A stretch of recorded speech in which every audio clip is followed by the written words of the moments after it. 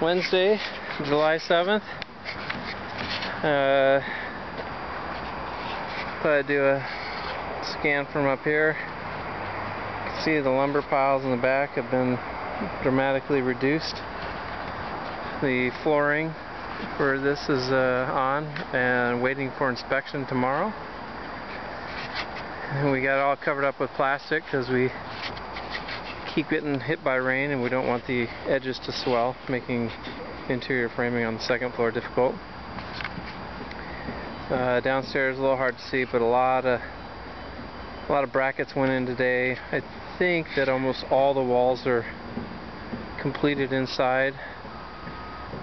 I think they will be working on some of the stairs tomorrow, front door perhaps.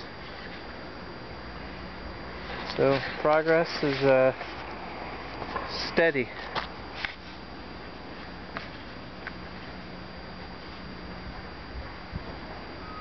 Over and out.